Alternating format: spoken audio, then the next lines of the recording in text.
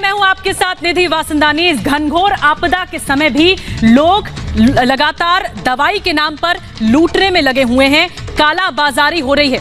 एक इंजेक्शन है रेमडेसिविर, जो कि डॉक्टर्स लगातार कोरोना से लड़ाई में प्रेस्क्राइब कर रहे हैं। उस इंजेक्शन के नाम पर काला बाजारी हो रही है अलग अलग जगहों पर। आप जानते हैं ये रेमडेसिविर जो इंजेक्शन है वो कितने का मिलता है?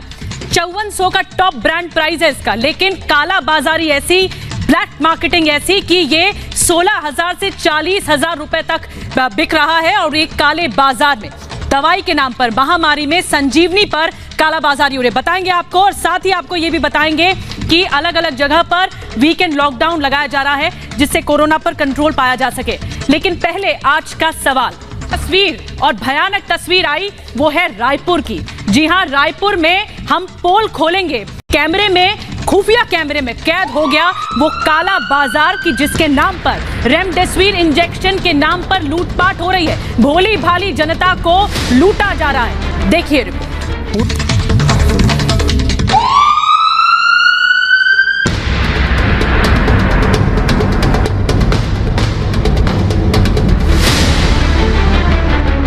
पूरी दुनिया मौत के जिस वायरस से त्राही त्राही कर रही है, उसका काल माने जाने वाले रेमडेसिविर इंजेक्शन का चंद लोग सौदा करने में जुटे हुए हैं। मोटे मुनाफे के चक्कर में इंसान की जान का सौदा किया जा रहा है। जिस इंजेक्शन को लेकर सरकार ने गाइडलाइंस जारी कर दी हैं, वो मौत के सौदागरों के हाथ कैसे पहुंच रहा है, इसके पीछे की वजह सुनकर आप हैरान रह जाएंगे। चंद मुनाफाखोरों ने ऐसा ब्लैक मार्केट तैयार किया है कि इस इंजेक्शन की डिमांड ज्यादा हो गई है और सप्लाई कम, जिसकी वजह से 3,500 की कीमत वाले इंजेक्शन की बोली लग रही है। लोग 5 से 10 गुना कीमत देकर इंजेक्शन खरीदने के लिए तैयार दिख रहे हैं। इस इंजेक्शन की काला बाजारी का काला चिट्ठा की टीम के हाथ लगा है। आपको लिए चलते हैं छत्तीसगढ़ की राजधानी रायपुर और दिखाते हैं कि कैसे 3500 रुपए की कीमत वाला इंजेक्शन करीब 16,000 रुपए में बिक रहा है। फिलहाल एक मिल जाए मुझे। हाँ, एक मिल जाए मुझे। 3 डोज है, 3 डोज ले लीजिए। कितने में? 16 32, 2 डोज 32 में है। बताऊँ 5 में तीसरा डोज भी आप 16 और जोड़ लीजिए उसमें। कितने में?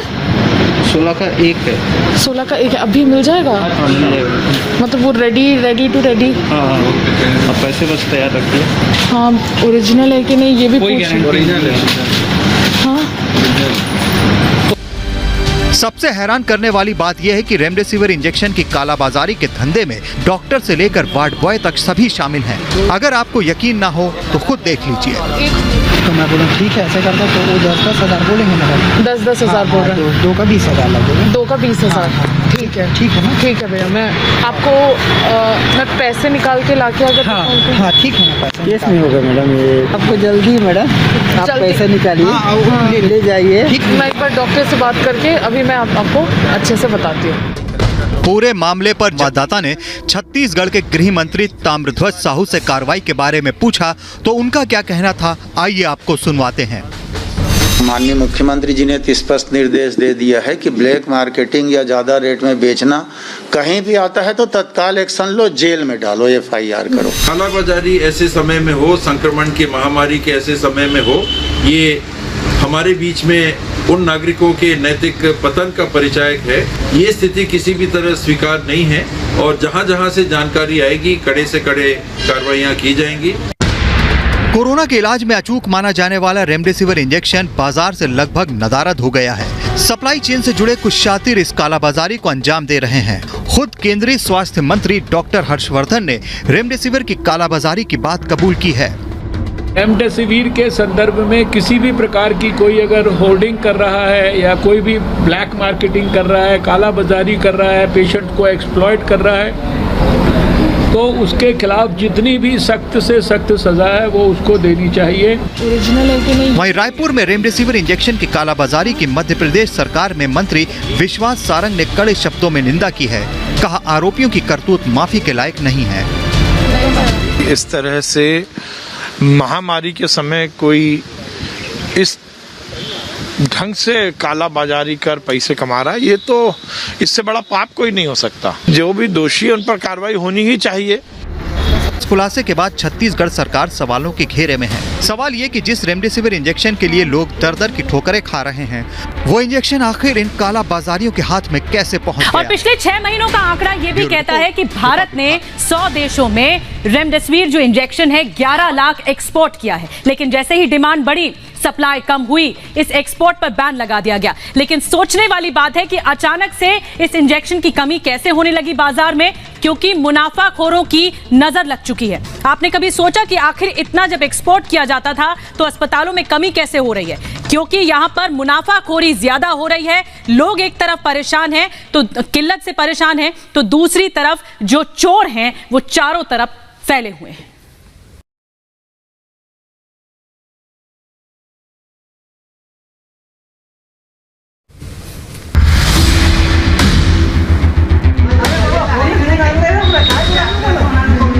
कोरोना से लोगों की मौत की बड़ी वजह है बाजार से रेमडेसिविर इंजेक्शन का अचानक गायब हो जाना। कोरोना में सबसे कारगर रेमडेसिविर इंजेक्शन पर मुफ्तखोरों की नजर लग गई है। ऐसे कई लोग कानून के हत्थे चढ़े हैं जो बड़े पैमाने पर इस इंजेक्शन की कालाबाजारी कर रहे हैं।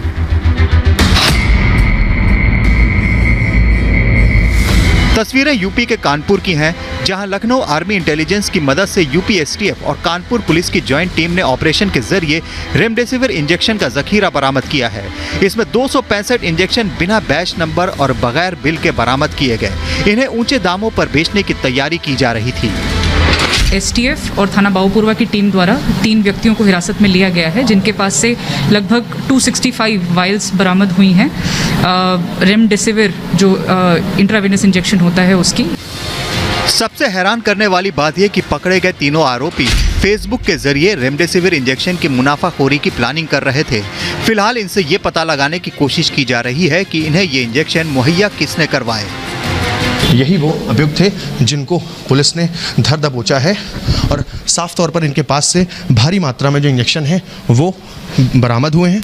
और आपको बता दें, फेसबुक के माध्यम से ये इस जो इंजेक्शन है इसको बेचने का प्रयास करें, जिसके बाद लखनऊ मिलिट्री इंटेलिजेंस को मिले इनपुट के बाद उन्होंने कस्टमर बनकर इनसे संपर्क करा और इनसे इसका रेट लिया।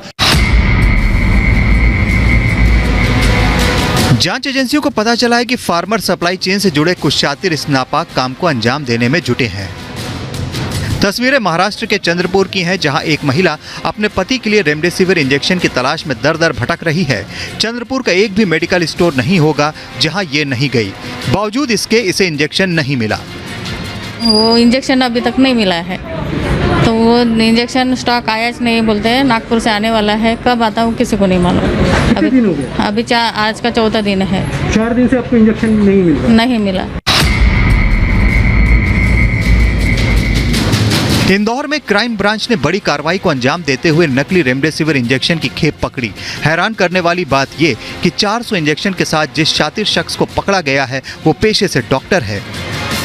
डॉक्टर त्रिवेदी है, इनको जो है हिरासत में लिया गया है। इसमें क्राइम के साथ में ड्रग डिपार्टमेंट का टीम भी अभी इस विषय में जो है जांच पड़ताल कर रहा है कि एक्चुअली बॉक्स में क्या है, किस तरीके का ड्रग है, रेमडेसिविर का उसमें लेबल है। मौत का ये वायरस पूरी दुनिया में हाहाकार मचा रहा है। इलाज न मिल पाने की वजह से लोग दम तोड़ रहे हैं। इन सब के बीच बड़ा सवाल यही कि सांसों का सौदा आखिर कब तक? दूसरी लहर है वो अपने हाई टाइम पर है। सबसे ज्यादा संक्रमण फैला हुआ है इस वक्त हवा में भी, और अलग अलग राज्य सरकारें लगातार इस बात पर फोकस कर रही हैं कि कोरोना को कंट्रोल कैसे किया जाए। कहीं वीकेंड लॉकडाउन का ऐलान हुआ है, आज से कई जगहों पर वीकेंड लॉकडाउन लग रहा है, तो वहीं नाइट कर्फ्यू को लेकर भी पाबंदियां बढ़ाई गई हैं। इसी से जुड़ी हुई रिपोर्ट आप तक पहुंचाते हैं कि राज्य सरकारें युद्ध स्तर पर कैसे लड़ रही हैं।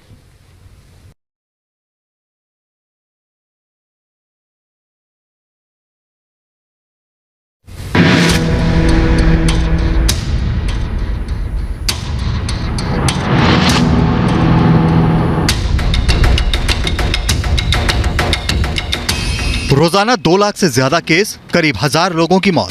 भयावह रूप ले चुका है मौत का ये वायरस और इससे निपटने के लिए कड़े कदमों की जरूरत है। आज से दिल्ली में वीकेंड लॉकडाउन की शुरुआत है ताकि लोग बेवजह घरों से ना निकले। शुक्रवार रात 10 बजे से सोमवार सुबह 5 बजे तक ये वीकेंड लॉकडाउन रहेगा। दिल्ली में सभी shopping mall, gym, spa, auditorium बंद रहेंगे। रेस्तरां में सिर्फ होम डिलीवरी और टेक अवे की इजाजत होगी। जरूरी सुविधाओं से जुड़े लोगों को छूट होगी।